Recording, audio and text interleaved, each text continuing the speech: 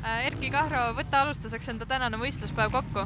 No huvitav võistluspäev oli, et üsna talvine, et ei saanudki aru, et kuhu need naelad jäid, et oleks neid vaja läinud, sest rada oli alt ikka päris jääs, et mitte küll kogu rada, aga kohati sellised ohtlikud kohad, et tuli nagu väga kindla peale sõita ja no esimesed mul ei õnnestunud see ka, et natukene läks jää peal libisema ja ei õnnestunud lõpuni tulla, aga õnneks midagi hullu ei ole, et tegin teise sõidu kaasa ja kontrollisin ja oli niisugune mõnus sõit, et rahulikult, aga kindlalt. Et üldpilt enda sõiduga jäid rahule?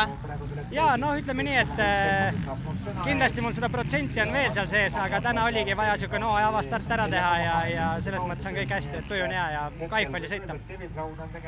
Möödunud aasta oli sinu jaoks üsnagi ebaõnne täis, et kohe hooaja alguses sul oli niisugune tõsisem kukkumine, mis mõjutas ka ülejäänud hooaega, et mis su see aasta plaanid on?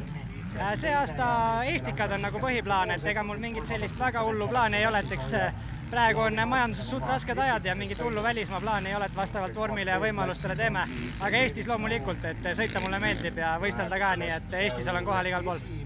Sõitmise kõrvalt sa tegeled ka niisuguse meedia poolega, et te teete podcast, videoid, et kuidas sa seda balansis hoiad nii-öelda siis selle võistlemise ja kõigega?